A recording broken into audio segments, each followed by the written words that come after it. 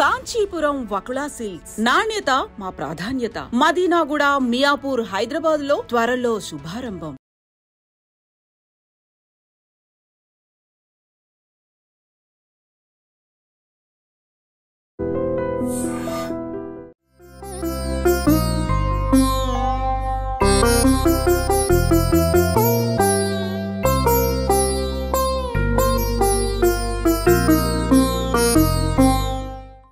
అసలు ఆధ్యాత్మికం వైపు మీకు వెళ్ళాలని అనిపించడానికి ఎవరైనా స్ఫూర్తి ఉన్నారా స్వామీజీ? ప్రతి మనిషి ఆధ్యాత్మికం కోసమే ఈ దేహధారణ చేయడం జరిగింది. మన భారతీయ సంస్కృతిలో ప్రపంచం అంటే పంచముతో చేయబడినది. అన్యమతాల్లో స్వర్గం ఉందని ఆశ చూపించి మత మార్పిడి చేస్తూ ఉన్నారు. అది కరెక్టే అంటారా స్వామి? ఎవరు యోగాన్ని కోరుకుంటున్నారో వారు స్వర్గాన్ని కోరుకోరు. స్వామీజీ, విద్యకు చదువుకు మధ్య వ్యత్యాసం ఏమైనా ఉందంటారా? రెండు ఒకటే అంటారా? చదువు మార్కుల కోసం చదువుకుంటున్నాం. మనం మార్కులు తెచ్చుకుంటే నువ్వు చదువుకున్నవాడు అవుతావు, కానీ జీవితంలో మార్పును తెస్తే విద్యావంతుడు అవుతావు. నమస్కారం, వెల్కమ్ టు ఐ డ్రీమ్. నేను మీ విజిత. ప్రస్తుతం మనతో పాటు ఉన్నారు సుమారు 40 సంవత్సరాల నుంచి హిమాలయాల్లోని గుహల్లో ఎంతో పట్టుదలతో, ఎంతో శ్రమతో, ఎలా అయినా తెలుసుకోవాలని ఒక దృఢ సంకల్పంతో ఎంతో కఠోరమైన దీక్షలు, సాధనలు చేసి సాధనలకు సంబంధించిన రహస్యాలను కానీ ఎన్నో మన సనాతన ధర్మం యొక్క విలువలను కూడా తెలుసుకున్న మహా గొప్ప వ్యక్తి ప్రస్తుతం నాతో పాటు ఉన్నారు. వారెవరో కాదండి, హరి ఓం హిమాలయ యోగి సౌర పీఠాధిపతులు సద్గురు శ్రీ శ్రీ శ్రీ యోగి ప్రభాకర్ గురూజీ మనతో పాటు ఉన్నారు. ఇప్పుడు గురుగారితో మాట్లాడి మరిన్ని మంచి విషయాలు తెలుసుకుందాం. ఇంకెందుకు ఆలస్యం, గురుగారితో మాట్లాడేద్దాం. నమస్కారం స్వామీజీ. నమస్తే స్వామీజీ, మీరు హిమాలయాల్లోని గుహల్లో తపోయాత్రలు చేశారని విన్నాము. అసలు ఆధ్యాత్మికం వైపు వెళ్ళాలి అని మీకు ఎందుకు అనిపించింది? ఎప్పుడు ఆధ్యాత్మికం వైపు మీ జీవితాన్ని మళ్లించారు? అసలు ఆధ్యాత్మికం వైపు మీకు వెళ్ళాలి అని అనిపించడానికి ఎవరైనా స్ఫూర్తి ఉన్నారా స్వామీజీ? ప్రతి మనిషి ఆధ్యాత్మికం కోసమే ఈ దేహధారణ చేయడం జరిగింది. ముందుగా తల్లి గర్భం నుంచి బయటపడిన తర్వాత ఈ విశ్వమాయలోకి ప్రవేశిస్తున్నాడు మనిషి. అనేక జన్మలు ఉన్నాయి. ఈ సృష్టిలో 84 లక్షల జీవరాశులు ఉన్నాయి. వాటిల్లో దేవ, మానవ, తిరియక్, స్థావరాదులని 4 రకాల జన్మలు. దేవతలు అనేటువంటిది ఒక జన్మ. దేవతలు కూడా మనకంటే భిన్నమైనటువంటి వారు అనేటువంటి అభిప్రాయం ఉన్నప్పటికీ అది దివ్య అంటే దివ్య అనేటటువంటి సంస్కృత ధాతువు నుంచి వచ్చినటువంటి శరీర ధారణ చేసిన వాళ్ళు దేవతలు. అంటే ప్లాస్మా బాడీస్, అంటే లైట్ బాడీస్, ప్రకాశవంతమైనటువంటి జ్యోతిర్మయమైనటువంటి శరీరాధారణ చేస్తే వాళ్ళని దేవతలు అంటారు. అంటే శరీరం అంటే పాదార్థకమైనటువంటి శరీరం, పాంచభౌతికమైన శరీరం మనుషులకు వచ్చింది. పృథ్వీ ఆపహ తేజస తేజ వాయురాకాశమేవచ. ఈ పంచము కలిస్తే ప్రపంచం అవుతుంది. ప్రపంచం ప్రపంచం అంటున్నారు కదా, ప్రపంచం. 5తో తయారైనటువంటి దాన్ని ప్రపంచం అంటారు. It's not a world. The world is nothing. There is no meaning for world. But మన భారతీయ సంస్కృతిలో ప్రపంచం అంటే పంచముతో చేయబడినది. పృథ్వీ అంటే మ్యాటర్, లిక్విడ్ వాటర్, ఎయిర్ గాలి, ఫైర్ నిప్పు, ఆకాశం. ఇవి 5 కలిస్తే ఈ ప్రపంచం. ఈ ప్రపంచంలో జీవరాశి ఈ 5తో తయారవుతుంది. ఇది ప్రపంచం. ఆ ప్రపంచం ఈ ప్రపంచం ఒకటే. ఈ పాంచభౌతికమైనటువంటి ఈ లోకంలో పాంచభౌతిక శరీరం వస్తుంది. ఆ లోకంలో వెలుగుతో నిండిన లోకంలో వెలుగుతో చేయబడినటువంటి ప్రపంచం ఉంటుంది. దాన్ని స్వర్గం అని పేరు. ఆ స్వర్గంలో దివ్వే అంటే ప్రకాశము, ఉమ్, లైట్, ఆ తేజోవంతమైనటువంటి శరీరాలు అక్కడ పుడతాయి. ఉమ్, ఆ శరీరాలకి ఈ శరీరాలకి ఉన్న వ్యత్యాసం. వ్యత్యాసం ఏమిటంటే ఉమ్, ఈ శరీరం జాయతే, వర్ధతే, క్షీయతే అనే 3 పరిణామ దశల్లో ఈ శరీరం ఉంటుంది. అంటే స్వామి? ఇంత ఉన్న అమ్మాయి ఇంత అయ్యావు ఇప్పుడు, అవును. అంత ఉన్న అమ్మాయి తర్వాత ఈ అందము, సౌందర్యము ఇవన్నీ కూడా వెళ్ళిపోయి కాలగర్భంలో కలిసిపోతుంది. ఉమ్, నిరంతరం మార్పు చెందే శరీరం కలిగినటువంటిది. దీని పేరు మర్త్యలోకము. ఉమ్, ఏమంటారు? మధ్యలోకం. మర్త్యలోకము. మధ్య. భూలోకాన్ని మర్త్యలోకం అంటారు. ఓకే. దీనిపైన ఉన్నటువంటి దేవలోకంలో, ఉమ్, ఆ లోకంలో శరీరానికి మార్పులు ఉండవు. ఉమ్, ఎప్పుడు యవ్వనంలోనే ఉంటారు వాళ్ళు. ఆ, వాళ్ళ యవ్వనం తరగదిపోదు. ఓకే. వాళ్ళకి కన్నురెప్పలు బ్లింక్ అవ్వు. ఉమ్, వాళ్ళకి నిద్ర ఉండదు. కేవలం సుఖాన్ని అనుభవించడానికి వచ్చినటువంటి దేహాలు దేవతా దేహాలు. ఉమ్, అది దేవ. రెండవది మానవ. ఉమ్, ఈ మానవులందరూ కూడా ఈ లోకంలోనే పుడతారు. ఉమ్, మరి వాళ్ళు ఆ లోకంలో పుట్టినటువంటి వాడు మమ్మల్ని కూడా ఆ లోకంలోకి తీసుకువెళ్ళొచ్చు కదా. అనే కదా ఇక్కడ ఉన్న వాళ్ళంతా స్వర్గం ఉన్నది, అక్కడికి వెళ్ళిపోతే అన్నీ ఫ్రీగా ఉంటాయి. బాగుంటది. ఉమ్, ఏమేమి ఫ్రీగా ఉంటాయి? ఉమ్, ఇక్కడ ఏవైతే మీకు విలాసవంత వస్తువులో, భోగ వస్తువులో, ఉమ్, ఏది మొట్టమొదటి భోగ వస్తువు? స్త్రీ. ఉమ్, అక్కడ ఫ్రీగా దొరుకుతారు స్త్రీలందరూ. ఆహా, ఆ, ఉమ్, అదే 16,000 మంది ఫ్రీగా ఉన్నారు అక్కడ సర్వీస్ చేయడానికి. స్పాలు అవన్నీ ఉన్నాయి. ఉమ్, ఇక్కడ స్పాలు అంటున్నారు కదా, అవునవును. అవి అక్కడ ఊరికనే ఫ్రీగా ఉంటాయి. ఉమ్, రంభ, ఓరసి, మేనక, త్రిలోత్తమ, ఘృతాచి 16,000 మంది అప్సరసులు ఉన్నారు. ఆ, వాళ్ళ సేవలను వినియోగించుకునేవాళ్ళు దేవతలు. అందుకే దేవలోకానికి వెళ్ళాలని అందరూ తాపత్రయపడుతూ ఉన్నారు. ఉమ్, అంతేకాదు అక్కడ సురాపానం ఉంటుంది. ఉమ్, అంటే ఇక్కడ పబ్బులు క్లబ్బులకి ఏమీ తక్కువ లేదు అక్కడ. దాని ఆల్కహాల్ పేరు స్వామి? స్వర్గలోకం. ఉమ్, అంతేగాని స్వర్గం అంటే సుఖాన్ని, భోగాన్ని అనుభవించే ఒక కేంద్రము. ఉమ్, అందుకే అన్య మతాల్లో స్వర్గం ఉందని ఆశ చూపించి మత మార్పిడి చేస్తూ ఉన్నారు. అది కరెక్టే అంటారా స్వామి? మత మార్పిడి. ఎవరు స్వర్గాన్ని కాంక్షిస్తున్నారో వాళ్ళకి కరెక్టే. ఉమ్, ఈ స్వర్గాలు, నరకాలు, సుఖాలకి అతీతమైనటువంటిది. ఇవన్నీ భోగాలకు సంబంధించినవి. ఉమ్, ఎవరు యోగాన్ని కోరుకుంటున్నారో వారు స్వర్గాన్ని కోరుకోరు. యోగం అంటే నీ యొక్క స్థితిని నీవు చేరడం యోగం. ఉమ్. మనం మన స్థితి నుంచి దూరం అయిపోయాం. అసలు మన స్థితి అనంటే ఏంటి అదే స్వామి? వస్తున్నా. మొట్టమొదటి అడిగిన ప్రశ్నకి సమాధానంగా ఉమ్, దేవత జన్మ, మనుష్య మానవ జన్మ. జన్మ. ఈ మనుష్య జన్మకు వచ్చేటప్పుడు దేవతలు ఆ లోకంలో ఎందుకున్నారంటే కేవలం పుణ్యం చేసిన వాళ్ళు మాత్రమే ఆ లోకానికి వెళ్తారు. ఉమ్, మళ్ళా పుణ్యం అంటే ఏమిటి, పాపం అంటే ఏమిటి అనేది అదొక సుదీర్ఘమైనటువంటి అంశం. సమాధానం. ఉమ్, పుణ్యం చేస్తే దేవతలై పుడతారు. ఉమ్, పాప పుణ్యముల కలయికతోటి ఈ భూలోకంలో పుడతారు. ఉమ్, ఈ భూలోకంలోనే పుట్టినటువంటి వాడు కేవలం పాపం చేస్తే తిరియకాదులుగా పుడతారు. తిరియకాదులు అంటే వాళ్ళకి కళ్ళు ఉంటాయి, ముక్కు ఉంటుంది, నోరుంటుంది, ఉమ్, మనకున్న భాగాలన్నీ ఉంటాయి. కానీ వాటికి నోటితో మాట్లాడేటటువంటిది ఉండదు. ఉమ్. బుద్ధి పరిమితమై ఉంటుంది.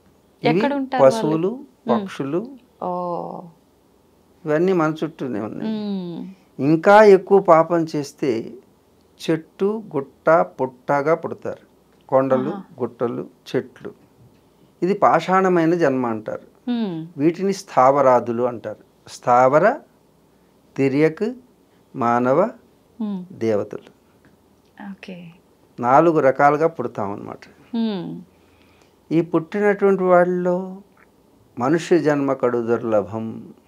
మనిషిగా పుట్టడం అనేది దుర్లభమైనటువంటి విషయం. ఎందుకంటే మనిషి ఒక్కరికి ఇలా కూర్చునేటువంటి అవకాశం ఉంది, అలా పెదవులతో నవ్వేటువంటి అవకాశం ఉన్నది. ఇక ఏ జీవరాశి నవ్వలేదు, ఉమ్, ఏ జీవరాశి ఆసనంలో కూర్చోలేదు. చూడలేదు. ఈ ఆసనంలో కూర్చునే స్థితిలో నాడీ మండల వ్యవస్థ ఈ విశ్వ విజ్ఞానాన్ని అంతటినీ తెలుసుకునేటటువంటి ఒక అద్భుతమైనటువంటి డిస్క్రిమినేటింగ్ పవర్, అంటే బుద్ధి, వివేకం కలిగేటటువంటి అవకాశం స్థిరంగా కూర్చునే వాళ్ళకు ఉంటుంది. మాటి మాటికి కదిలే వాళ్ళకి మనసు కదులుతూ ఉంటుంది. ఆలోచనల పరంపర అనేక విధాలుగా వెళ్తుంది. మీ ఆలోచనలు ఎన్ని విధాలుగా వెళ్తుందో మీలో ఉన్నటువంటి అద్భుతమైనటువంటి ఆత్మశక్తి అనేక విధాలుగా స్ప్లిట్ అయిపోతుంటుంది. వికేంద్రీకరణ జరుగుతుంది. ఆ వికేంద్రీకరణ వలన ఆత్మశక్తిని మనం పొందలేక ఈ భౌతికమైనటువంటి పదార్థిక లోకంలో లౌకికమైనటువంటి సుఖాలని కోరుకుంటున్నాం. సుఖం అనేటటువంటిది ఏ వస్తువులోనూ లేదు, ఏ వ్యక్తుల్లోనూ లేదు. కానీ మనం వెతుక్కుంటున్న సుఖం వ్యక్తులు, వస్తువులు. వస్తువు కొన్నప్పుడు, కొత్తదిగా ఉన్నప్పుడు చాలా బాగుంటుంది. అవును, ఆనందమే వేరు.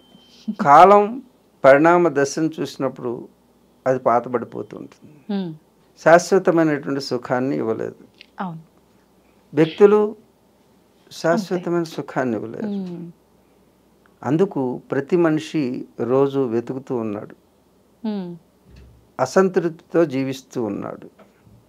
సంతృప్తి లేదు. ఎందుకు అంటే మనిషి ఏది వెతుకుతున్నాడో అది దొరకడం లేదు. కానీ వెతకాల్సిందేదో అది తెలియడం లేదు. ఇది తెలియచెప్పేటటువంటిదే భారతీయ తత్వశాస్త్రం.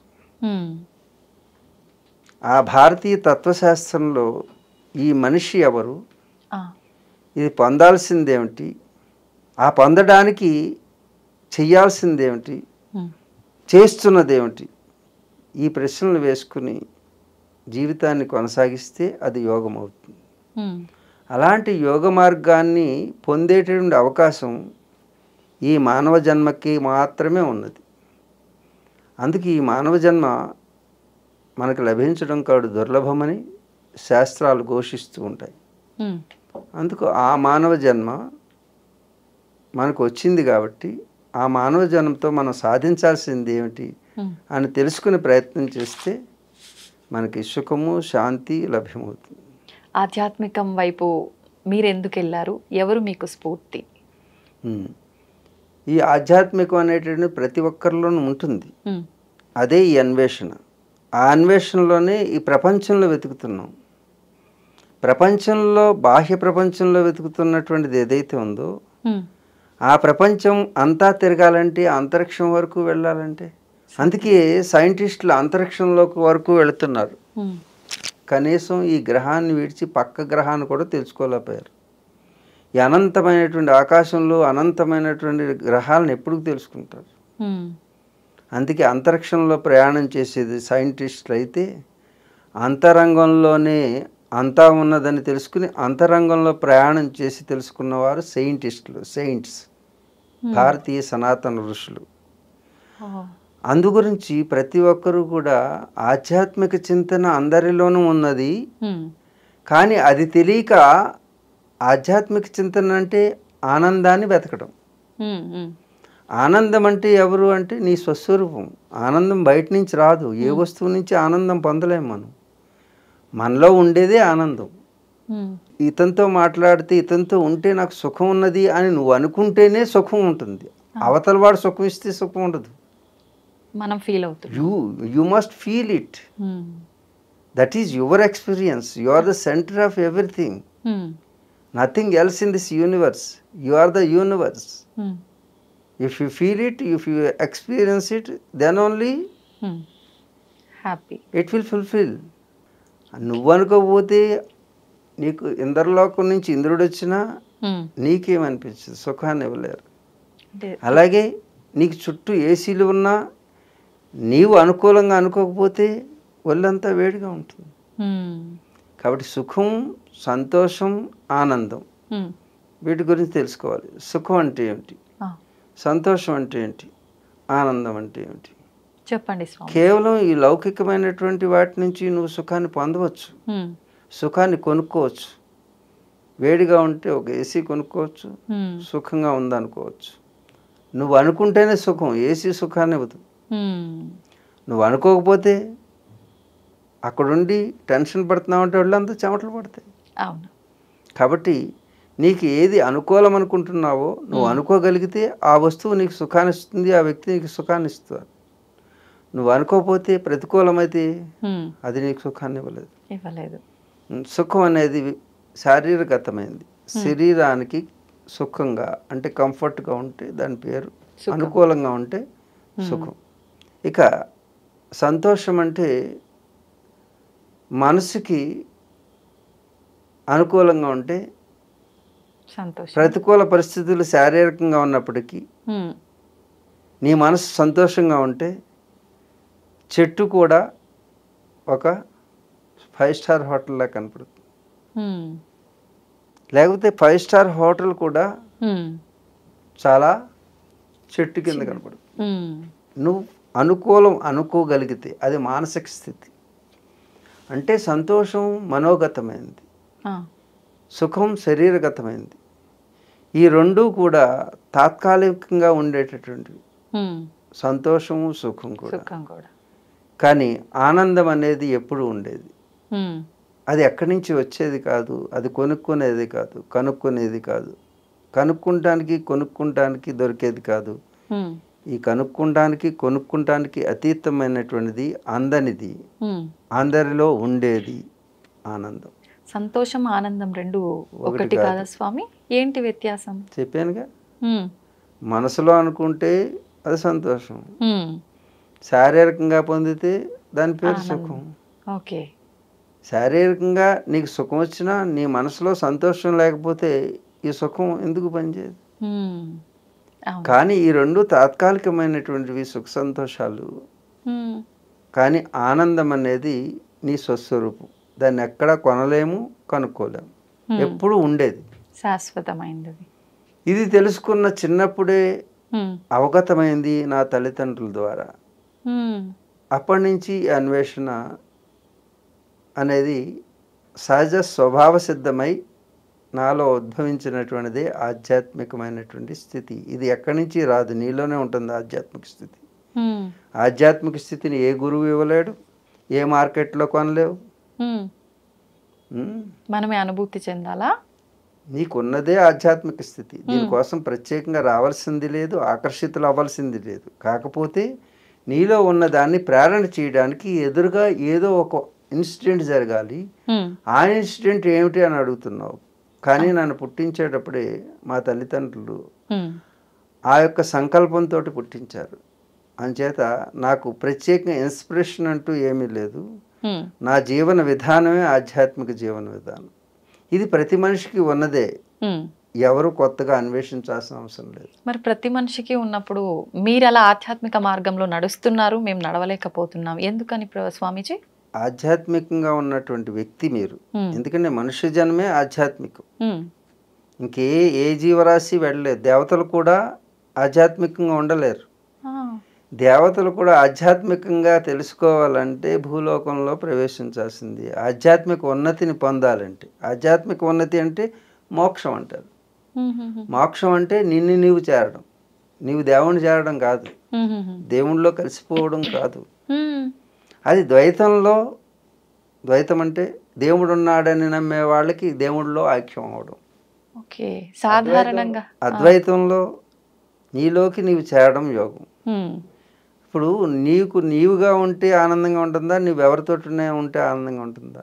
మీరు చెప్పినట్టుగా ఎవరిలో వాళ్ళకే. నువ్వు ఒకసారి చూడు, ఇప్పుడు నువ్వు అందరితోటి ఎంటర్టైన్ చేసి రావచ్చు, కానీ నువ్వెప్పుడు హాయిగా ఉంటావు, ఇంటికి పోయి నిద్రపోయి గాఢ నిద్రలోకి వెళ్ళినప్పుడు ఆనందంగా ఉంటావు, అంతేనా?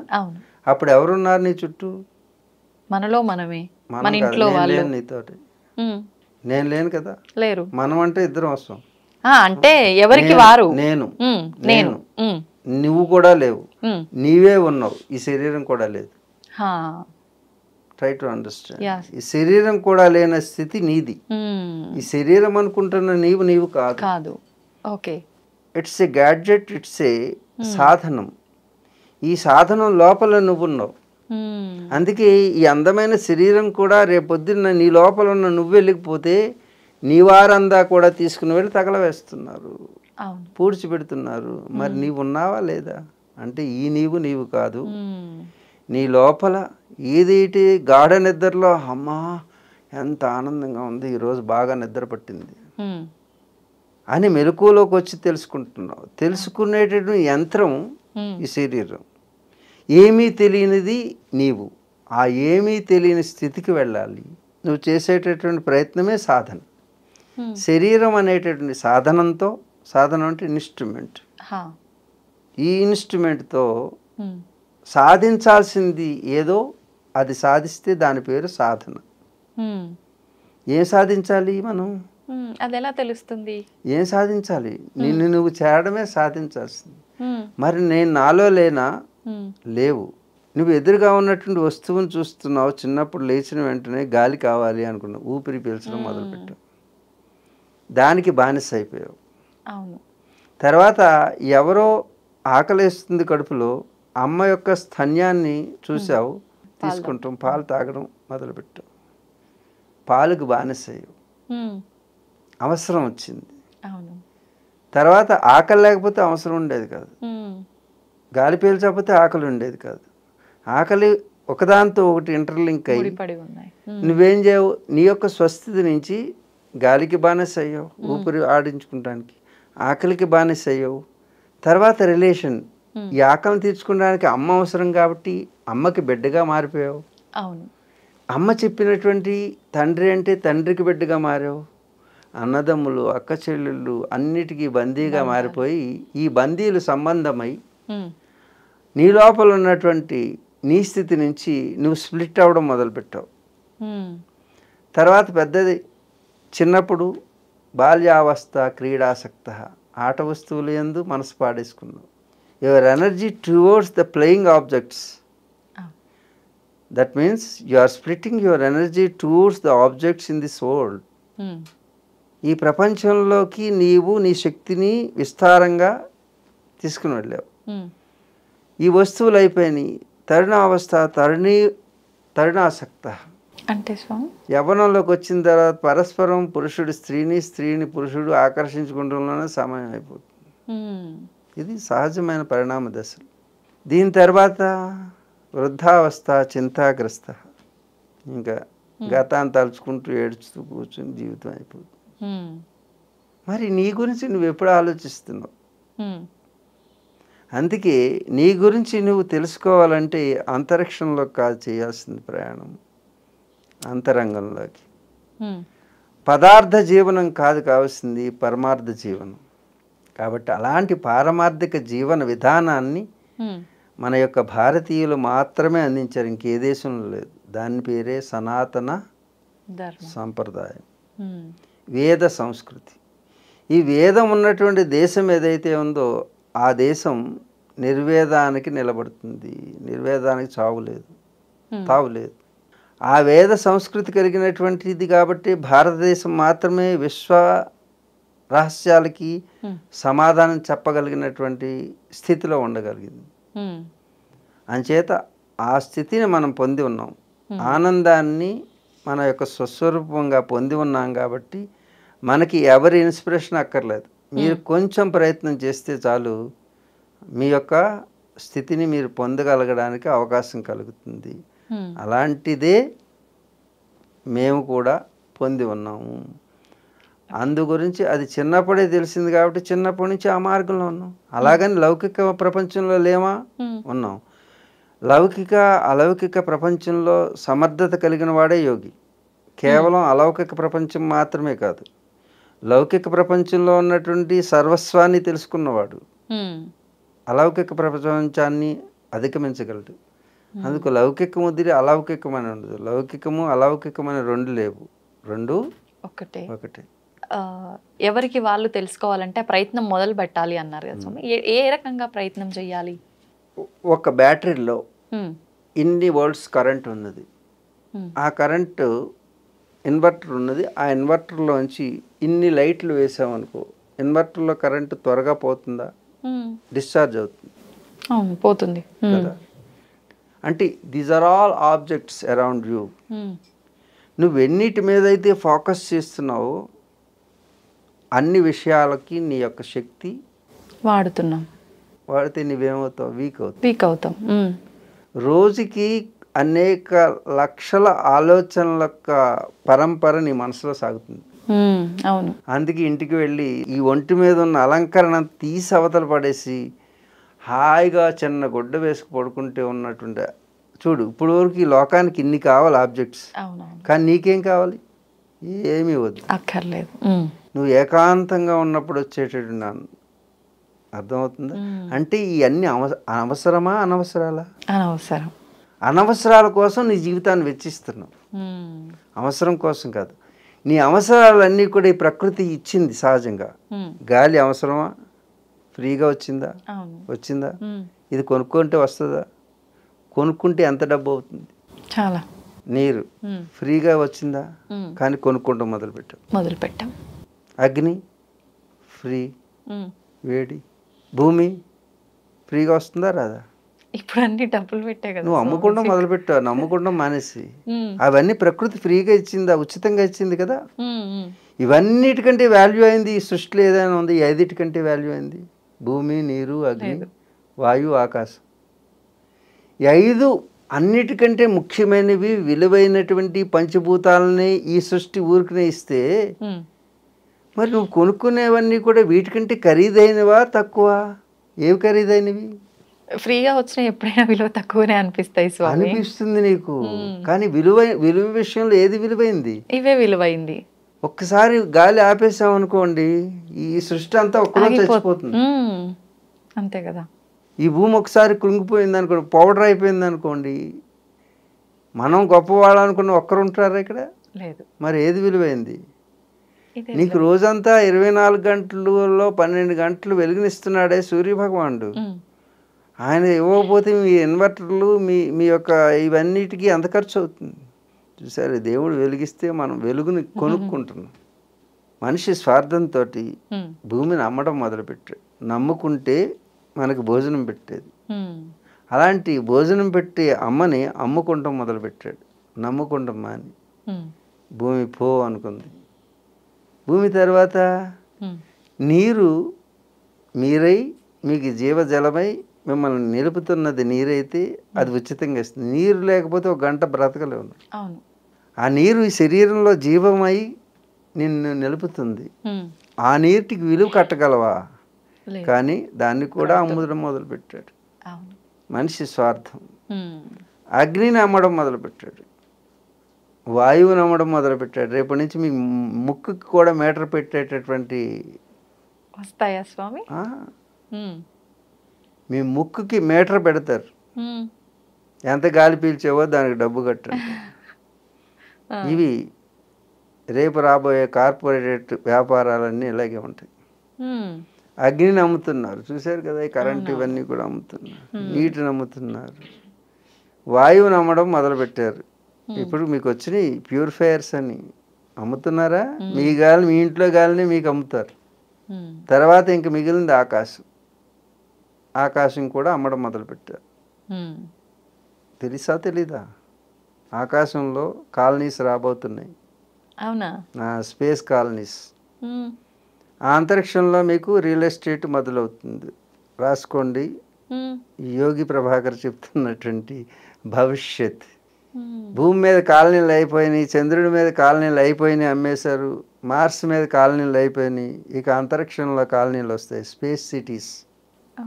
ఎప్పుడు చూడబోతున్నాం స్వామి? మీరు విత్ ఇన్ ఒక 10-20 ఇయర్స్లో మార్స్ మీద మీ పిల్లల్ని ఇస్తారు. అమెరికా ఎవరు? చంద్రమండలంలో ఇస్తారు మీ పిల్లల్ని.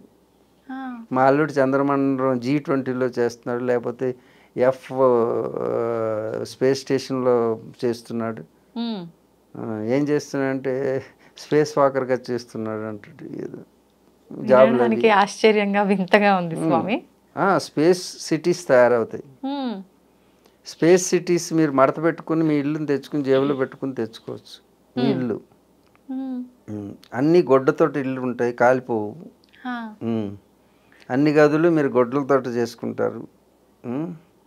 మీ ఇల్లుని మీరు మడత పెట్టుకుని తెచ్చేసుకోవచ్చు. ఈ ఇళ్ళు ఉండవు. మ్హూ. ఈ అంతరిక్షం అమ్మడంతో ప్రపంచ వినాశనం పూర్తయిపోతుంది. ఎందుకంటే పృథ్వీ ఆపహ తేజ వాయుర్ ఆకాశమేవచ, మ్. 5 భూతాలను ఎప్పుడైతే అమ్ముకున్నాడో అప్పుడు ఈ మనిషి వినాశనం పూర్తయిపోయింది. ఒక సైకిల్ పూర్తయిపోతుంది. మరలా రీజనరేషన్ స్టార్ట్ అవుతుంది. మ్హూ. మళ్ళా సృష్టి మరలా మొదలవుతుంది. అంటే అప్పుడు మనం అంతా ఎవరం నేను ఉండను, నువ్వు ఉంటావో లేదో నాకు తెలియదు. అంతమైపోతుంది అంటే ఎవరు ఉంటారనే కదా. మనం శాంపిల్ చూపించాం కదా, కరుణ కరుణ కరుణ మ్. కరుణ చూపిస్తేనే అలా ఉంది. మ్. ఇక ఈ పంచభూతాలని అమ్మేసుకుంటే మనిషి, నమ్ముకోవాల్సిన మనిషి అమ్ముకుంటున్నాడు. మ్. ఇది స్వార్థం ఎప్పుడైతే పెరిగిపోయిందో, పరార్థత ఎప్పుడైతే తరిగిపోయిందో, తనలో జీవశక్తి అంతా కూడా నిర్వీర్యం అయిపోతుంది. ధర్మానికి హాని కలిగింది కాబట్టి. ఓకే, అంటే కలియుగం అంతమైపోతుంది అంటారు, అట్లా అనుకోవచ్చా స్వామి? ఇది కలియుగం 4,32,000 సంవత్సరాలు. అన్ని 4,32,000 దాని ఆయుష్. మామూలు ఆయుర్దాయం అంతా 100 సంవత్సరాలు కదా మనిషికి. మనకి ఏ విధంగా 100 సంవత్సరాల ఆయుర్దాయం ఉందో అలాగే యుగానికి కూడా ఆయుర్దాయం ఉంటుంది. బ్రహ్మగారికి ఆయుర్దాయం ఉంటుంది, విష్ణువుకి ఆయుర్దాయం ఉంటుంది, శివుడికి రుద్రుడికి ఆయుర్దాయం ఉంటుంది. ప్రతి ఒక్కరు చనిపోతారు. బ్రహ్మ విష్ణు మహేశ్వరుడు కూడా చనిపోతారు. దేవతలకు కూడా చావు ఉందా స్వామి? దేవతకు చావు ఉన్నదని ఎవరో చెప్పారు. అది ఒక జన్మ. జంతువుల వాళ్ళు కూడా, దేవతలు కూడా జంతువులే. జంతువు అనే పదానికి అర్థం ఏమిటంటే జాయతే, ఏదైతే పుట్టినదో అది జంతువు. వాళ్ళు కూడా పుట్టిన వాళ్ళే కదా దేవతలవుగా. పుట్టిన ప్రతిదాన్ని జంతువు అంటారు. జాయతే అంటే పుట్టడం. పుట్టావా నువ్వు జంతువు. చీమ పుట్టిందా జంతువు, దోమ పుట్టింది జంతువు, భామ పుట్టింది జంతువు. చీమైనా దోమైనా భామైనా జంతువే. అలాగే దేవత అయినా పుడితే జంతువు. ఏదైతే పుట్టిందో దానికి 3 పరిణామ క్రమాలు ఉంటాయి. ఏమిటంటే జాయతే, వర్ధతే, క్షీయతే. జాయతే అంటే పుట్టడం, పుట్టిందా పెరగడం, సహజమైన పరిణామ క్రమం. పెరిగిందా చనిపోతుంది. కానీ దేవతలు ఆ అంటే ఆ జన్మని వదిలేసి మరో జన్మ తీసుకుంటారు లోక కళ్యాణార్థం కోసం అంటారు, కానీ చనిపోతారు పుట్టుక చావులని ఎక్కడ వినలేదు కదా స్వామి. నీ కాలంలో, నీ వయసులో, నీవు చేయగలిగిన సమయంలో ఆ రూపం ఈ రూపం ఎన్ని మార్పులు వచ్చింది? అప్పుడు ఫోటో ఇప్పుడు ఫోటో ఒకలాగానే ఉందా? లేదు లేదు, అలాగే మార్పులు ఎన్ని అవతారాలు ఎత్తావు నువ్వు? బాల్యం, కౌమారం, యవ్వనం, వృద్ధాప్యం అన్నిట్లో నీ రూపం మారింది. అలాగే వాళ్ళకి కూడా ఆ యొక్క స్థితిని బట్టి ఆ రూపాలు మార్చుకుని వాళ్ళు వారి పని చేస్తుంటారు. చ అంటే కామరూపులు. వాళ్ళు ఏ రూపం కావాలంటే ఆ రూపాన్ని ధరించేటువంటి శక్తి వాళ్ళకు ఉంది, మనకు లేదు. ఉన్నది నీకు కూడా. నువ్వు ఒక సినిమాలో ఒక యాక్టర్గా ఉంటే ఇంకొక సినిమాలో ఇంకొక హీరోయిన్ ఇంకొక పాత్ర ఉంటుంది. ఇది చేయొచ్చు నువ్వు, పాత్రలు మాత్రమే మార్చొచ్చు. అలాగే వాళ్ళు కూడా పాత్రలు మారుస్తున్నారు. పాత్రను బట్టి వేషధారణ రూపం ఎలా వస్తుందో ఆ స్క్రీన్ మీద వాళ్ళు ఈ స్క్రీన్ మీదకి అలాగే వస్తున్నారు. అంతే, దెర్ ఇస్ నో డిఫరెన్స్. వాళ్ళ యొక్క కాల పరిణామం ఎక్కువ. ఆ పరిమాణాన్ని బట్టి వాళ్ళు అవతారాలు. ఎంత ఉంటుంది స్వామి అంటే చెప్పచ్చా? చెప్తాను. 4,32,000 సంవత్సరాల కలియుగం ఈ కలియుగం. అందుకే ఈ కలియుగం ప్రథమ పాదంలో ఉన్నాం. 5,000 సంవత్సరాలు అయింది మనకి, 5,200. 4,32,000 సంవత్సరాలు ఉంది కలియుగం. అప్పుడే ఇంకెంత ఉంది? కలియుగం అంతం ఎలా అవుతుంది? అవునవును, 4,32,000 సంవత్సరాలు అయితేనే కలియుగం అంతం అవుతుంది. మరండి ఇప్పుడే భరించలేకపోతున్నాం ఈ దాష్టికాలు ఏమిటి అని అడుగుతుంటారు చాలా. ఈ దాష్టికాలు పరాకాష్ఠకు వచ్చినప్పుడు మళ్ళీ సైకిల్ స్టార్ట్ అవుతుంది. దాష్టికం పరాకాష్ఠకు వచ్చిన తర్వాత మళ్ళీ ధర్మం, పాత పాలు తాగడం, పాత కొర్రలు తినడం, పిడకలతోటి వంట చేసుకుంటాం, పొలాలతో వంట చేసుకుంటాం, మళ్ళీ మొదలవుతుంది. పాత పంటలు మళ్ళా దున్నుకుంటాం, ఆవును కట్టేసుకుని పాలు పితుక్కుంటాం, ఈ నైటీలు ఇవి మానేసి చీరలు కట్టుకుంటాం,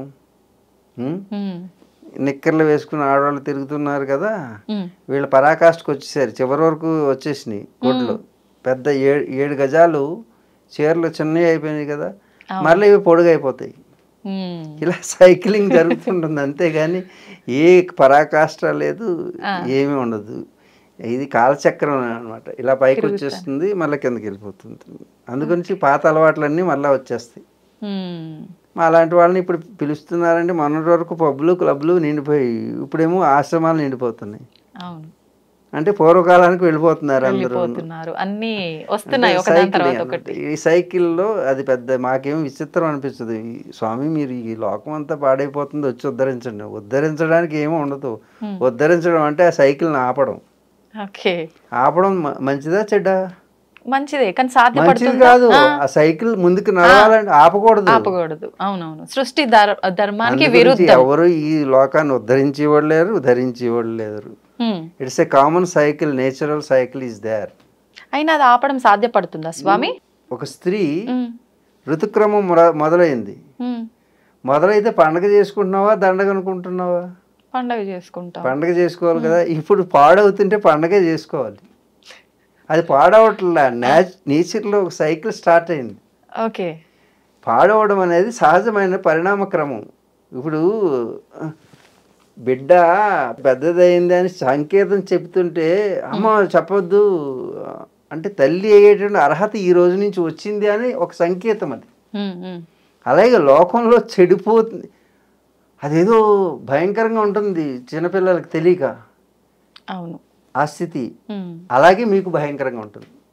ఏది జరిగే పెద్ద పిల్ల అయినటువంటి ఒక స్త్రీ అంటే ప్రకృతిలో రీప్రొడక్టివ్ సిస్టమ్ నువ్వు అర్హురాలు అని తెలియజేయడానికి వచ్చినటువంటి ఒక ప్రక్రియ, ఒక పరిణామ దశ. ఆ పిల్లకి భయంకరంగా అనిపిస్తుంది కదా, ఆ తల్లికి తండ్రికి భయంకరంగా ఉంటుందా? మరి తల్లిదండ్రుల పొజిషన్లో ఉన్నటువంటి మాకు ఈ లోకం చెడిపోతుందంటే మాకే భయం లేదు. చెడు పోతుంది, వెళ్ళిపోతుంది, లోపల ఉన్న చెడు పోతుంది అని ఆ తల్లికి ఎలా తెలుస్తుందో మాకు అలాగే తెలుస్తుంది. మేము ఉద్ధరించట్లేదా అంటే ఉద్ధరించాల్సింది ఏమీ లేదు, చూస్తూ ఉండడం. దాని గురించి తెలుసు కాబట్టి ఈ లోకం గురించి మేము కంగారు పడం. బిడ్డ యొక్క రజస్వలను చూసి ఆ తల్లి పొంగిపోతుంది, బిడ్డ ఇబ్బంది పడుతుంది. ఇబ్బంది పడడం కాదు, కంగారు పడిపోతుంది. అర్థమైందా? ఆ బిడ్డ స్థితి ఈ లోకంది, ఆ తల్లి స్థితి మాది. ఇప్పుడు చెప్పు, లోకం చెడిపోతుందా, చెడు పోతుందా? మీకు తెలిసినంత వరకు చెడు పోతుందని తెలిసినంత వరకు చెప్పు. ఇప్పటి వరకు విన్నావా, వినలేదు? మీరు చెప్తుంటే కరెక్టే అనిపిస్తుంది స్వామి, కానీ మేము చూస్తుంటే మాత్రం మా ప్లేస్ నుంచి ఇలాంటివన్నీ జరుగుతున్నాయి కదా, ఎందుకు ఆపలేకపోతున్నారు? ఆ బిడ్డ స్థితిలో ఉన్నామని అర్థం. నా స్థితికి రావాలంటే నువ్వు కూడా అనుభవం వస్తే వస్తుంది, తప్పదు. ఈ లోకం అంతా కూడా బిడ్డ స్థితిలో ఉంది కాబట్టి తండ్రి స్థితిలో యోగులు ఉంటారు. కాబట్టి వాళ్ళకి ఏం కంగారు లేదు, వాళ్ళని ఉద్ధరించాలా అని అనుకుంటారు, వాళ్ళు సహజం. తల్లి ఏంటి ఇలాగ ఆనందంతో పండగ చేస్తుంది, నాకెంత ఇబ్బందిగా ఉంటే కడుపు నొప్పి వచ్చింది, ఇవి వచ్చింది, అవి వచ్చింది, అంత బాగాలేదు, చిరాకుగా ఉంది అనిపిస్తుంది. ఆ బిడ్డ స్థితి ఆ తల్లికి ఉండదు, తనకు ఆనందం వస్తుంటుంది. ఎందుకంటే ఈ పరిణామ దశలో ముఖ్యమైన ఘట్టానికి చేరిందని, ఈ లోకం కూడా పరిణతి చెందుతూ ఆ స్థితికి వచ్చింది అంటే పరాకాష్ఠకి చేరాడనుకో ఒక నాయకుడు కానీ ఒక పరిపాలకుడు కానీ వాడు అంతం వచ్చింది అని తెలుసుకో. ఇప్పుడు జరాసంధుడు కానీ అర్థం, జరాసంధుడు ఎంత ఇబ్బంది పెట్టాడు, పరాకాష్ఠకి వచ్చి. గజాసురుడు దేవుణ్ణే కడుపులో పెట్టేసుకోవాలనుకున్నాడు. జరాసంధుడు భూమిని అంతటిని పొందేయాలనుకున్నాడు. చెట్టు గుట్ట పుట్ట రాయి రప్ప మట్టి మశానం అన్నీ అమ్మేసుకున్నాడు. ఎవరు? జరాసంధుడు, గజాసురుడు, నరకాసురుడు. జాగనా పాలకుడు ఇలా ఉంటే జగనాసురులు అవుతారు, ప్రళయం. ఇది తెలిసిన యోగులు తల్లి స్థితిలో ఉంటారు. కాబట్టి ఇది పరిణామ దశలో నాయకులు పుడుతుంటారు, వినాయకులు పుడుతుంటారు. ఇది ఒక కాలచక్రం. ఆ కాలచక్రంలో జరిగేటువంటి నువ్వు ఏ పొజిషన్లో ఉన్నావో అక్కడి నుంచి భయం అనిపిస్తుంది. కానీ నీ తర్వాత జనరేషన్కి అది అలవాటు, వాళ్ళేం కంగారు పడరు, ఎందుకంటే వాళ్ళు ఆ స్థితిలోనే పుట్టారు. నీకు గతం తెలుసు కాబట్టి గతం కంటే భిన్నంగా అనిపిస్తుంది, కాబట్టి నీకు అది కంగారుగా అనిపిస్తుంది.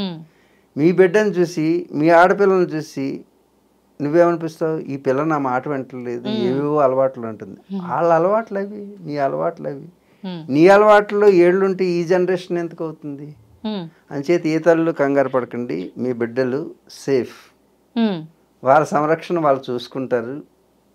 కాబట్టి మనం ఉద్ధరించక్కర్లేదు, భయపెట్టకుండా ఉంటే చాలు. మీరు భయపెట్టకుండా ఉంటే వాళ్ళ అభయం వాళ్ళలో వస్తుంది. భయంతో కాలాన్ని అర్థం చేసుకోండి, కాలచక్రాన్ని అర్థం చేసుకోండి, సమాజాన్ని అర్థం చేసుకోండి. ఇవన్నీ పరిణామ దశలు. మరి మీ పాత్ర ఏంటి అంటారంటే, ఈ పాత్రని యథాతథంగా జరిపించడం, దాంట్లో వచ్చేటువంటి విషతుల్యమైనటువంటి అనర్థాలు ఏవైనా వస్తే వాటిని వెనక నుంచి రక్షించటం, దానికి సంబంధించింది నిగూఢమైనటువంటి రహస్యకంగా ఉండి, ఏ విధంగా మన శరీరంలో బ్రెయిన్ లోపల నుండి పనిచేస్తూ శరీరంలో ఉన్నటువంటి అవయవాలన్నీ సంరక్షిస్తూ ఉంటుందో, అదేవిధంగా యోగి గుహలో ఉండి వాడు చేయాల్సిన పని చేయించే వాటితో చేయిస్తుంటాడు. ఇప్పుడు అర్థమైందా? మీరు గుహల్లో ఎందుకుంటారంటే, మీ బ్రెయిన్ ఎందుకు గుహలో ఉంది? మీ బ్రెయిన్ ఎక్కడ ఉంది? బయటకు వచ్చిందా ఎప్పుడైనా? లేదు. మరి కాళ్ళేమో నడుస్తున్నాయి, చేతులేమో చేస్తున్నాయి, కళ్ళేమో చూస్తున్నాయి, చెవులేమో వింటున్నాయి, ముక్కేమో వాసన చూస్తుంది, పళ్ళేమో కొరికేస్తున్నాయి, పెదాలేమో నవ్వేస్తున్నాయి. ఇన్ని పనులు చేస్తుంటే వీళ్ళందరూ మీరెందుకండి లోపల కూర్చున్నారు అని అడిగిందనుకో ఎవరైనా మీ బ్రెయిన్ని, నువ్వు సమాధానం చెప్పు, అప్పుడు నేను సమాధానం చెప్తాను. అందుకు అందరూ బయటకు రారు. కొందరు లోపల ఉంటేనే, ఉండాల్సిన ముఖ్యమైనటువంటి వాళ్ళు లోపల ఉండాలి. అది హిమాలయాలు. ఆ హిమాలయాలు అనేది ఫ్లూయిడ్స్ తోటి ఉంటుంది. మేము చేసే తపస్సుకు వచ్చేటువంటి వేడి ఆ వేడి లోకాన్ని దహించేస్తుంది. ఆ వేడిని బయటికి రాకుండా ఇన్సులేటర్ కింద ఉపయోగపడేవి హిమాలయాలు. కరెంటు ప్రవహించే ఒక విద్యుత్ తీగకి పైన ప్లాస్టిక్ తోటి ఒక స్లీవ్స్ వేస్తారే, మరి ఒక యోగిలో వచ్చేటటువంటి శక్తిని ఈ విశ్వం అంతా వ్యాపింపచేసే శక్తి, కేంద్రమైనటువంటి యోగి తనలోంచి వెలువరించేటటువంటి శక్తిని స్టిమ్యులైజ్ చేసి, ఫిల్టరైజ్ చేసి ఈ లోకానికి అందించాలి. అవును. ఈ శరీరంలో ఉన్నటువంటి నాడీ మండల వ్యవస్థ ఎంత ఉందో తెలుసా? 72,72,10,211 నెర్వ్స్ ఉన్నాయి. కమ్యూనికేషన్. ఓకే. ఈ వేలు ఇలా కదలాలంటే దీనికి ఎంత మెకానిజం, సిగ్నలింగ్ ఎక్కడి నుంచి రావాలి, కమాండ్ ఎక్కడి నుంచి రావాలి? Command centre, central commanding centre, brain. ఇక్కడ ముట్టుకున్న వెంటనే వేలుతోటి కొట్టాడనే సంగతి దీనికి తెలిసిపోయింది, దానికి ఆన్సర్ కూడా ఇచ్చేసింది. ఏ కమ్యూనికేషన్ సిస్టమ్ ఉంది ఈ ప్రపంచంలో సైంటిస్ట్ కనిపెట్టాడు? అందుకే ఈ శరీరం అనేటటువంటి దానికంటే మించిన కమ్యూనికేషన్ సిస్టమ్ ఇంకేదీ లేదు. చిన్న దాంతో ఛానల్స్ అన్నీ, ప్రపంచంలో ఛానల్స్ అన్నీ చూస్తున్నావే, మరి యోగి తన లోపల నుంచి ఎన్ని ఛానల్స్ చూడగలడు? మనిషి కనిపెట్టిన మిషనే ఇన్ని ఛానల్స్ని చూపిస్తుంటే నీవు ఎన్ని ఛానల్స్ని చూడగలవు లోపల? విశ్వాన్ని అంతటినీ చూడగలిగినటువంటి విశ్వదర్శినివే నీవు. కానీ ఆ గ్యాడ్జెట్ని ఎందుకు ఉపయోగించట్లేదు నువ్వు? ఈ శరీరాన్ని వాడడం లేదు. అందరి శరీరంలోనూ ఈ శక్తులన్నీ ఉన్నాయి. నువ్వు ఆకాశంలో ఎగరగలవు, నీటిలోనూ కూర్చోగలవు, అగ్నిలో ప్రశాంతంగా కూర్చోగలవు. ఎలా సాధ్యపడుతుంది? ఎప్పుడైతే బాహ్యమైనటువంటి విషయాల వైపు నీ శక్తిని, you are draining your energy towards particular objects, worldly objects, ప్రాపంచిక వస్తువుల మీద, వ్యక్తుల మీద నువ్వు నేనేమి ఎక్కడ ఏమి చూడనండి, కళ్ళు మూసి కూర్చుంటాను అని అన్నావు అనుకో, మనసు ఓపెన్ చేసి కళ్ళగా అంటుంటావు. దానికి ఎంత ఎనర్జీ కావాలి? అవును. ఆ ఎనర్జీ లూజ్ అంటే డ్రైన్ అవ్వడం వలన రీకన్స్ట్రక్ట్ చేసుకుంటానికి మన ఎనర్జీని బయట నుంచి తీసుకుంటున్నాం అనమాట. ఇప్పుడు యోగులు ఏం చేస్తారు? పంచభూతాలు అయినటువంటి ఏవి చూడరు, ఏవి వినరు. ఇప్పుడు నువ్వు ఇక్కడ అనేక డెసిబుల్స్ వాయిస్ నా దగ్గర పెట్టేసి నా చెవులు ఎదురుగా నువ్వు నన్ను టెస్ట్ చేస్తే నీ చెవులు పగులుతాయని, కానీ నేను మాత్రం చెవుల్ని డిస్కనెక్ట్ చేసేస్తాను. నువ్వు పెట్టుకుని చూడు, ప్రాక్టికల్గా చూడండి, కెమెరా ఉంది. చుట్టూ పంచ అగ్నిని పెట్టేసి ఎండలో పెట్టు, నేను కూర్చుంటాను. అప్పుడు ఆ అగ్నిని నేను డిస్కనెక్ట్ చేస్తాను. అంటే నా శరీరం నుంచి రిసీవింగ్ చేసుకోవడం ఆపేస్తాను. అంటే మీ శరీరం పైన పడదు. రిసీవ్ చేసుకోవడం ఆపేయి, డిస్కనెక్ట్ చేయి. ఓకే. చూడు అప్పుడప్పుడు నువ్వు అమ్మాయి నేను ఇప్పుడు వరకు మాట్లాడుతున్నాను, ఏమిటి నువ్వు ఆలోచిస్తున్నావు అంటావు. వినపడలేదు గురూజీ, ఇప్పుడే అన్నావు కదా అంటే you are thinking something else, you are not here, you are disconnected from me. అంతే. చూసా అర్థమైందా నీకు? టెక్నిక్ వచ్చేసింది కదా, ఇప్పుడు కూడా టెక్నిక్ వచ్చేస్తుంది. నువ్వు ఎండలో ఉండి నేను ఎండని నేను తీసుకోను అనుకుంటే చెమటలు పట్టవు. ఓకే. నువ్వు అగ్ని మధ్యలో ఉండి ఈ అగ్ని నేను ధారణ చేయటం లేదు అని డిస్కనెక్ట్ చేయి, మానసికంగా డిస్కనెక్ట్ అవుతుంది. వేడి రిసీవ్ చేసుకోదు బాడీ. ఓకే. మనయేవ కారణం మనుష్యాణం బంధ మోక్షయో, నీ మనసే అన్నిటికీ కారణం.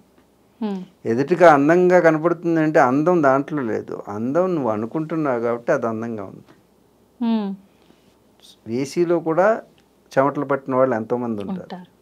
ఇంత ఆస్తి ఉంది అని అనుకుని ఆనందించే వాళ్ళకంటే ఈ ఆస్తి పోతుందేమో అని భయపడే వాళ్ళు ఎక్కువ మంది ఉన్నారు, ఆస్తిపరులు. అవును.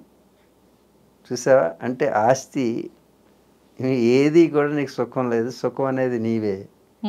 బీచ్ దగ్గరికి వెళ్ళి ఈ సముద్రం అంతా నాదే అంటుంటాను మా వాడికి. అనుకున్నాను నాదే. అనుకుంటే అయిపోతుందా స్వామి? అనుకో, అనుకుంటే ఏది అవ్వలేదు నీకు.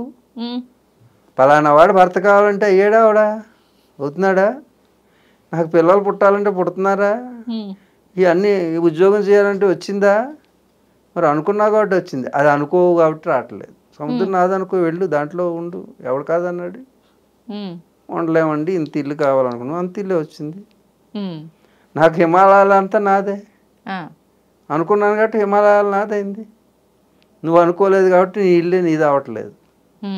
దానికి ఈఎంఐలు కట్టుకోవాలి. ఈ అమ్మాయి లేకపోతే సృష్టి లేదు కదా. అవును.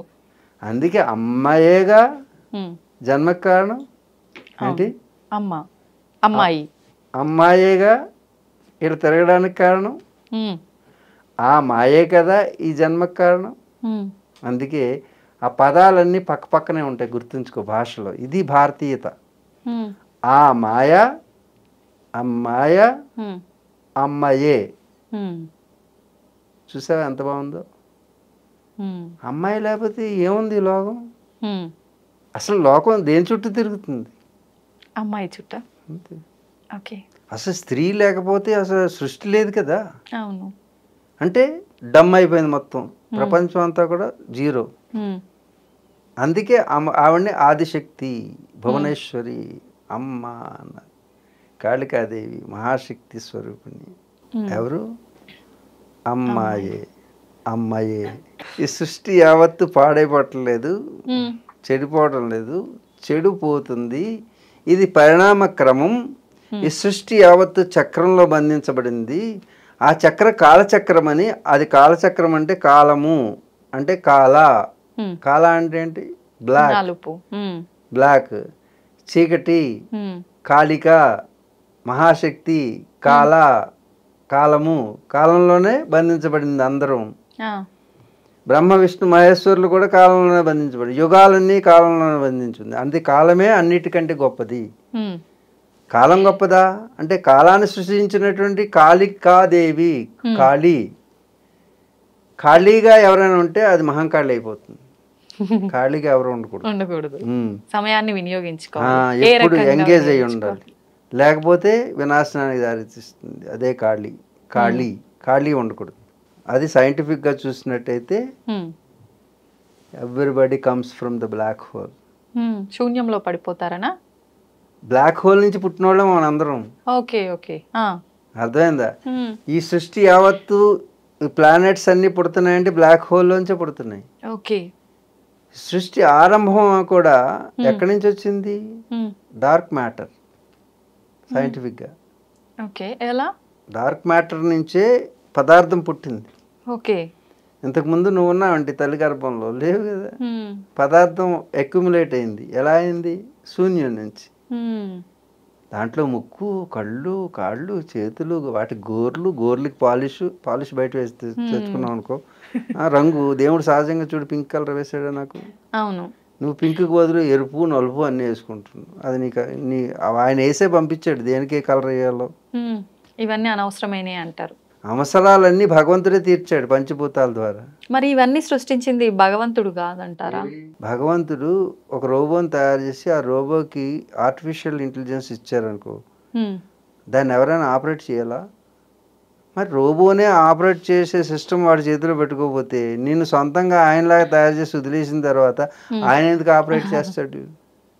అందుకు నువ్వు చేసుకునేటట్టు నిన్ను తయారు చేశాడు. ఆయనకు స్వార్థం లేదు, స్వేచ్ఛనిచ్చాడు. నువ్వేం చేస్తున్నావు? అనవసరాలకి అవసరాలను ఉపయోగించుకోమని అన్నీ ఇస్తే, పంచభూతాలను ఇస్తే, మరి 2 విత్తనాలు వేయరా అంటే దాంట్లోంచి వచ్చింది తినరా అంటే దాన్ని నమ్మేసుకున్నావు. నీళ్లు ఉట్టినే పైనుంచి నీకు నీళ్లు ఇస్తాను రావా అంటే మా ట్యాంకులో పెట్టుకుని దానికి ఫిల్టర్లు వేసుకుని తాగుతాను అన్నావు. నీ ఇష్టం, నీ కర్మ. నీ ఆలోచన ఇంత దిగజారిపోతే అది సైన్స్ పేరుతో నేను చాలా అభివృద్ధి చెందాను అనుకోండి. సైంటిస్టులు మేమేమో ఇప్పుడు కాబట్టి గొడ్డలు కప్పుకొని వచ్చాం. మాకు గొడ్డ అవసరం కూడా లేదు, అంటే వస్త్రం యొక్క అవసరం కూడా లేదు. మాకు దిగంబర్లమై ఉంటాం మా సాధనలో. శరీరమే దిక్కులు అంటే అష్టదిక్కులు, అంబరం అంటే వస్త్రం. దిక్కులను అంబరంగా కలిగినటువంటిది శరీరం. మళ్ళా దీనికో శరీరానికి ఇంకొక గొడ్డ. ఈ శరీరమే నీకు గొడ్డ. నువ్వు లోపల ఉన్నావు కదా, నువ్వు వెళ్ళిపోతే ఈ శరీరాన్ని ఏం చేస్తున్నారు? కాల్ చేస్తున్నారు. మరి ఏది గొడ్డ? ఈ శరీరమే ఒక వస్త్రం. మళ్ళా దీనికి వస్త్రాలు అంటే ఒక గ్యాడ్జెట్టే దానికి కవర్ వేస్తే ఆ కవర్కి మళ్ళా కవరు. అందుకే ఇది ఆధునికులు ఆడే ఆట. ఆధునికత పేరుతో ఆధునికులు ఆడే ఆట. సహజంగా పరిణామ దశలు వస్తుంటాయి. బుద్ధివంతుడి నుంచి బుద్ధి క్షీణత, బుద్ధి క్షీణత నుంచి బుద్ధిమంతులు పుడుతూ ఉంటారు. ఇది ఒక కాలచక్రం. కాబట్టి ఈ కాలం అనేటటువంటి చక్రంలో జరుగుతున్నటువంటిది యథాతథంగా దర్శిస్తూ దేని యందు వికారం చెందకుండా నీవు నీ స్థితిలో ఉండగలిగితే అది యోగం అవుతుంది. స్వామీజీ, విద్యకు చదువుకు మధ్య వ్యత్యాసం ఏమైనా ఉందంటారా? 2 ఒకటే అంటారా? చదువుకుంటున్నావు నువ్వు చెప్పు, చదువుకున్నావా లేదా? చదువుకున్నా. కొన్నా. ఇది చదువు కొనబడేది కాదు. చదువుకి విద్యకి మధ్య ఉన్నటువంటి వ్యత్యాసం ఏమిటి అని అడుగుతున్నావు. చదువు అంటే ఇంగ్లీష్లో చదువుతూ ఉంటావు.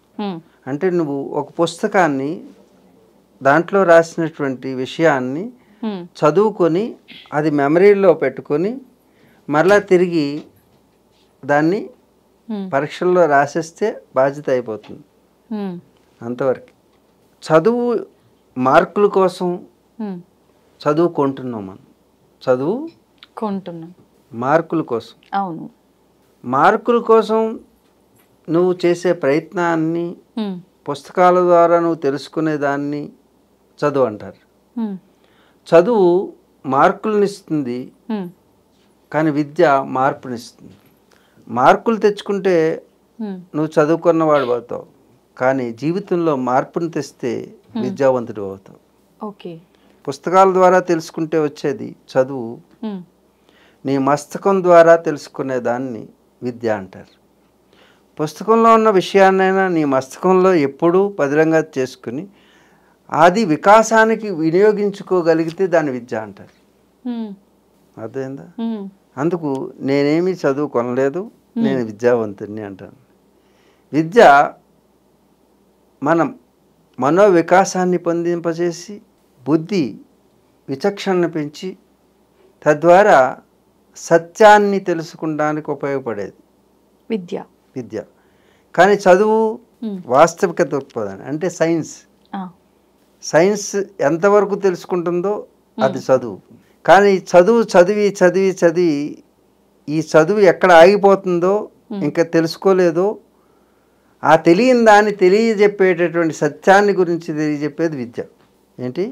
సైన్స్ అంతా వెళ్ళి ఆగిపోతుంది ఒక చోట, డెడ్ ఎండ్ వస్తుంది, ఇంకా అక్కడి నుంచి సమాధానం దొరకదు వీళ్ళకి. ఇప్పుడైనా చూడండి, క్వాంటమ్ ఫిజిక్స్ కానీ ఆటమ్ గురించి కానీ ఇప్పటి వరకు సైంటిస్టులు తెలుసుకున్నది 1%, 99.9% ఉంది. ఇంకా ఎప్పుడు తెలుసుకుంటారు? కానీ we can explain for any extent. That is అది విద్య. విద్య అనేటటువంటిది ఈ సృష్టి యావత్తుని కూడా గురించి తెలియజెప్పేటటువంటి దాన్ని విద్య అంటారు. అంటే దానికి తెలియదంటూ లేదు. విద్య జ్ఞానే అని అర్థం. విద్య అనే పదం దేని నుంచి వచ్చిందంటే విద్ అనే సంస్కృత ధాతువు నుంచి వచ్చింది. విద్య అంటే ఏంటి అంటే చెప్పలేరు. విద్య అంటే చదువుకోవడం అనుకుంటారు. విద్య అంటే అది కాదు. విద్ అనే సంస్కృత ధాతువుకి జ్ఞానం అని పేరు.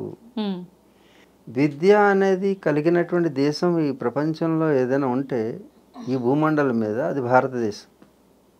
మిగతా వాళ్ళు విద్యావంతులు కాదు, నువ్వు అడిగినట్టు చదువుకున్న వాళ్ళు.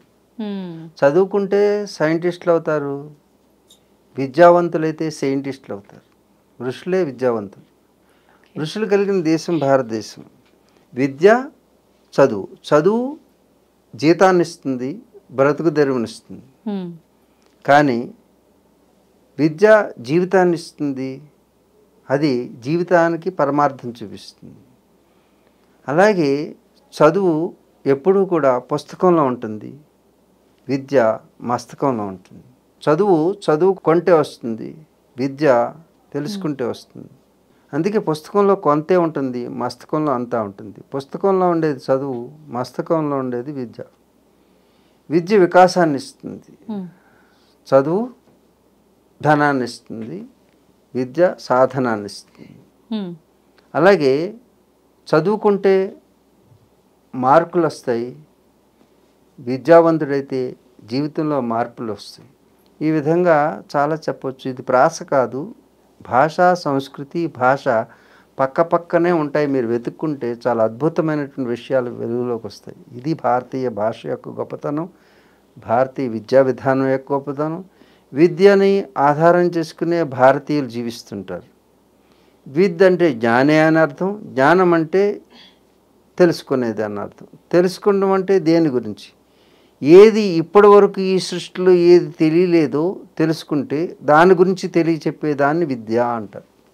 అలాంటి విద్యావంతులు కలిగినటువంటిది భారతదేశం. భా అంటే తేజస్సు, తేజస్సు అంటే జ్ఞానము, జ్ఞానం అంటే విద్య. రతీయులు, రతి అంటే ప్రక్రియ, రతి జరిపేరు అంటారు. రతి అంటే ఆనందాన్ని పొందడానికి చేసే ప్రక్రియ. ఆ ఆనందాన్ని పొందడానికి చేసే ప్రక్రియ దేనితో జరుగుతుంది? భా ద్వారా. భా అంటే జ్ఞానము, జ్ఞానం అంటే తేజస్సు, తేజస్సు అంటే విద్య. విద్య ద్వారా మాత్రమే పొందగలిగింది ఆనందము. ఆ ఆనందాన్ని పొంది ఎప్పుడు ఆనందంగా ఉండేవారు భారతీయులు. ఇది భారతీయులు అంటే. నిజంగా మీరు వస్తున్నారనగానే నేను ఎన్నో క్వశ్చన్స్ అడగాలని అలా ఫిక్స్ అయిపోయి ఉన్నా స్వామీజీ. కానీ అసలు ఒక్క క్వశ్చన్ కూడా నేనైతే అడగలేదు. అసలు అడగాలన్న థాట్ కూడా రాకుండా మొత్తం మైమర్చిపోయా అని చెప్పాలి మీ మాటలకి. అసలు ఇంతసేపు మాట్లాడుకున్నాం కదా, దాదాపు గంట పైనే.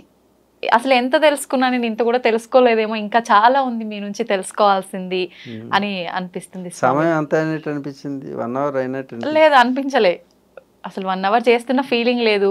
హ్యాపీగా అలా చాలా ఆనందంగా, మీరు ఇందాక అన్నారు కదా ఆనందం అని చెప్పి, సంతోషం, ఆనందం, ఆనందం, అనుభూతి అంతా నేను చెందిన ఫీలింగ్ నాకు ఉంది నిజంగా. చాలా సంతోషం. ఈ సమయం నీకైనా కనీసం ఆనందాన్ని ఇచ్చినందుకు, ఈ ఆనందం ప్రేక్షకులందరికీ కూడా పొందగలరని భావిస్తూ సర్వం శ్రీ సూర్యనారాయణ పరబ్రహ్మార్పణమస్తు. ఓం శాంతి శాంతి శాంతి. ధన్యవాదాలు స్వామీజీ.